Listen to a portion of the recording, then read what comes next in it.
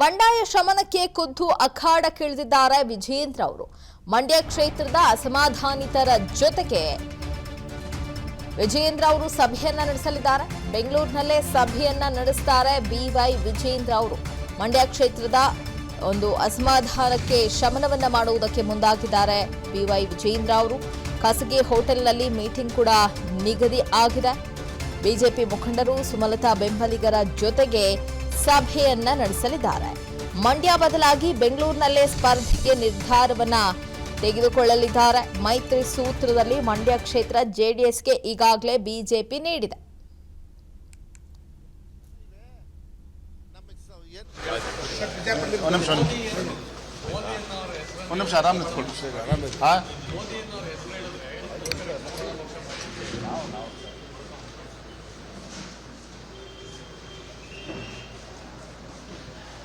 ಕಾಂಗ್ರೆಸ್ ಪಕ್ಷದ ಮುಖಂಡರಿಗೆ ದಿನೇ ದಿನೇ ತಲೆ ತಿರುಗ್ತಾ ಇದೆ.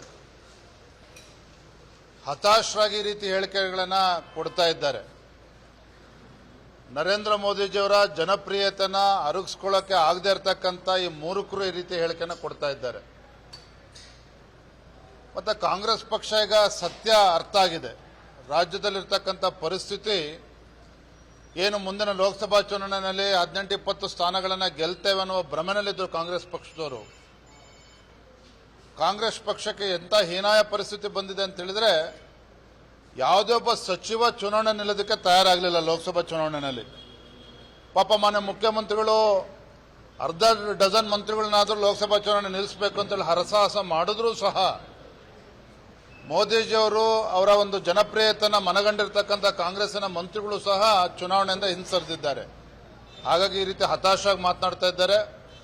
ಇವರಿಗೆ ಯಾವ ಉತ್ತರವನ್ನು ಕೊಡಬೇಕು, ರಾಜ್ಯದ ಪ್ರಜ್ಞಾವಂತ ಮತದಾರರು ಉತ್ತರವನ್ನು ನೀಡ್ತಾರೆ. ಮತ ಎಣಿಕೆ ಆದಾಗ ಗೊತ್ತಾಗ್ತದೆ ಯಾರ್ಯಾರಿಗೆ ಕಪಾಳ ಕೊಡಿದ್ದಾರೆ ಅಂತಕ್ಕಂಥದ್ದು ಗೊತ್ತಾಗ್ತದೆ ಅವರಿಗೆ.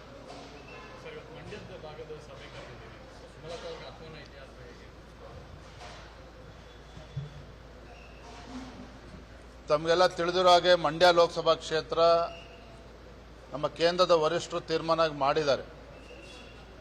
ಜೆಡಿಎಸ್ ಪಕ್ಷಕ್ಕೆ ಬಿಟ್ಟುಕೊಟ್ಟಂತ ಸಂದರ್ಭದಲ್ಲಿ ಭಾರತೀಯ ಜನತಾ ಪಾರ್ಟಿ ಮತ್ತು ಜೆಡಿಎಸ್ ನಮ್ಮ NDA ಮಿತ್ರ ಏನಿದ್ದಾರೆ, ನಾವೆಲ್ಲರೂ ಕೂಡ ಒಗ್ಗಟ್ಟಾಗಿ ಚುನಾವಣೆಯನ್ನು ಎದುರಿಸಬೇಕಾಗಿದೆ. ಹಾಗಾಗಿ ಮಂಡ್ಯ ಲೋಕಸಭಾ ಕ್ಷೇತ್ರದ ಎಲ್ಲ ನಮ್ಮ ಕಳೆದ ವಿಧಾನಸಭಾ ಚುನಾವಣೆಯಲ್ಲಿ ಸ್ಪರ್ಧೆ ಮಾಡಿರ್ತಕ್ಕಂಥ ನಮ್ಮ ಎಲ್ಲ ಮುಖಂಡರುಗಳೇನಿದ್ದಾರೆ, ಬಿಜೆಪಿ ಮುಖಂಡರುಗಳು, ಅವರ ಒಂದು ಸಭೆನೂ ಕೂಡ ಕರೆದಿದ್ದೇನೆ. ನಮ್ಮೆಲ್ಲರ ಗುರಿ ಒಂದೇನೆ, ಮಂಡ್ಯ ಲೋಕಸಭಾ ಕ್ಷೇತ್ರವೂ ಕೂಡ NDA ಕೂಟಕ್ಕೆ ಗೆಲ್ಲಬೇಕು. ಭಾರತೀಯ ಜನತಾ ಪಾರ್ಟಿ ಜೆಡಿಎಸ್ನ ಎಲ್ಲ ಕಾರ್ಯಕರ್ತರು ಒಗ್ಗಟ್ಟಾಗಿ ಶ್ರಮನ ಹಾಕಬೇಕಾಗಿದೆ. ಆ ನಿಟ್ಟಿನಲ್ಲಿ ಒಂದು ಸಭೆಯನ್ನು ಕರೆದಿದ್ದೇನೆ. ಸುಮಲತಾ ಅವ್ರನ್ನೂ ಕೂಡ ನಾನು ಭೇಟಿ ಮಾಡ್ತೇನೆ. ಬರುವಂಥ 2-3 ದಿನದಲ್ಲಿ ನಾನು ಕೂಡ ಖುದ್ದು ವೈಯಕ್ತಿಕ ಅವ್ರನ್ನ ಭೇಟಿ ಮಾಡಿ ಅವರನ್ನು ಕೂಡ ವಿಶ್ವಾಸಕ್ಕೆ ತೆಗೆದುಕೊಳ್ತಕ್ಕಂಥ ಕೆಲಸ ನಾವು ಮಾಡ್ತೇವೆ. ಅದರಲ್ಲಿ ಯಶಸ್ವಿನೂ ಕೂಡ ಆಗ್ತೇವೆ.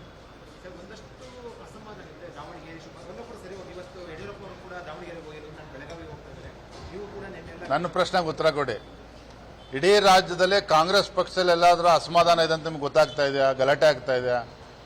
ಕಾಂಗ್ರೆಸ್ ಪಕ್ಷದಲ್ಲಿ ಎಲ್ಲೂ ಕೂಡ ಅಸಮಾಧಾನ ಇಲ್ಲ. ನಾನು ಬರ್ತೇನೆ ನಿಮ್ಮ ಪ್ರಶ್ನೆಗೆ. ಕಾರಣ ಏನು ಅಂತ ಹೇಳಿದ್ರೆ, ಕಾಂಗ್ರೆಸ್ ಪಕ್ಷದಲ್ಲಿ ಟಿಕೆಟ್ ತಗೊಳ್ಳೋಕೆ ಏನು ಯಾರಿಗೂ ಕೂಡ ಆಸಕ್ತಿ ಇರಲಿಲ್ಲ. ಆದರೆ ಬಿಜೆಪಿನಲ್ಲಿ ಇವತ್ತು ಈ ರೀತಿ ವಾತಾವರಣ ನಿರ್ಮಾಣ ಆಗಿದೆ ಅಂತ ಹೇಳಿದ್ರೆ ದೇಶದಲ್ಲಿ ಮತ್ತು ರಾಜ್ಯದಲ್ಲೂ ಕೂಡ ಸಹಜವಾಗಿಯೇ ಆಕಾಂಕ್ಷಿಗಳು ದೊಡ್ಡ ಸಂಖ್ಯೆಯಲ್ಲಿ ಇದ್ದಾರೆ ಪ್ರತಿ ಲೋಕಸಭಾ ಕ್ಷೇತ್ರದಲ್ಲೂ ಕೂಡ. ಹಾಗಾಗಿ ಸ್ವಲ್ಪ ಸಮಯ ತೆಗೆದುಕೊಳ್ತದೆ. ನೆನ್ನೆ ದಿನ ಕೊಪ್ಪಳ ಲೋಕಸಭಾ ಕ್ಷೇತ್ರ ನಮ್ಮ ಹಿರಿಯರಾಗಿರ್ತಕ್ಕಂಥ ಕರಡಿ ಸಂಗಣ್ಣವರು ಕೂಡ ಬಂದಿದ್ರು, ಮಾತನಾಡಿದ್ದೇವೆ. ದಾವಣಗೆರೆಗೆ ಸ್ವತಃ ಯಡಿಯೂರಪ್ಪನವರೇ ಇವತ್ತು ತೆರಳುತ್ತಾ ಇದ್ದಾರೆ. ಎಲ್ಲ ಕಡೆ ಸರಿ ಮಾಡ್ತಕ್ಕಂಥ ಕೆಲಸ ಮಾಡ್ತೇವೆ. ಅದರಲ್ಲಿ ಯಶಸ್ವಿನೂ ಕೂಡ ಆಗ್ತೇವೆ. ಯಾಕಂದರೆ ಎಲ್ಲರ ಗುರಿ ಒಂದೇನೆ, ನರೇಂದ್ರ ಮೋದಿಜಿಯವರು ಮತ್ತೆ ಪ್ರಧಾನಮಂತ್ರಿ ಆಗಬೇಕು ಅಂತಕ್ಕಂಥದ್ದು. ಹೊರಟಿದ್ದೆ ನಾನು ಇವತ್ತಾಗಲೇ. ನಾಳೆ ಮೈಸೂರು ಲೋಕಸಭಾ ಕ್ಷೇತ್ರ ಪ್ರವಾಸ ಕೈಗೊಂಡಿದ್ದೇನೆ. ನಾಳೆ ಮಡಿಕೇರಿ ಕೂಡ ಹೋಗ್ತಾ ಇದ್ದೇನೆ. ನಾಡಿದ್ದು 28ನೇ ತಾರೀಕು 27ನೇ ತಾರೀಕು ಸಂಜೆ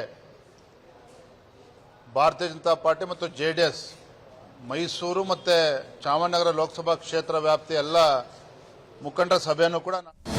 ಅನುಕ್ಷಣದ ಸುದ್ದಿಗಳಿಗಾಗಿ ವಿಸ್ತಾರ ನ್ಯೂಸ್ ಯೂಟ್ಯೂಬ್ ಚಾನೆಲ್ ಸಬ್ಸ್ಕ್ರೈಬ್ ಮಾಡಿ. ಹೊಸ ಸುದ್ದಿಗಳ ನೋಟಿಫಿಕೇಶನ್ಗಾಗಿ ಬೆಲ್ ಐಕಾನ್ ಕ್ಲಿಕ್ ಮಾಡಿ. ಲೇಟೆಸ್ಟ್ ಅಪ್ಡೇಟ್ಸ್ಗಾಗಿ www.vistaranews.com ವೆಬ್ಸೈಟ್ಗೆ ವಿಸಿಟ್ ಮಾಡಿ. ಅಂಗೈಯಲ್ಲೇ ಜಗತ್ತಿನ ಸುದ್ದಿ ತಿಳಿಯಲು ವಿಸ್ತಾರ ನ್ಯೂಸ್ ಕನ್ನಡ ಆಪ್ ಡೌನ್ಲೋಡ್ ಮಾಡಿ.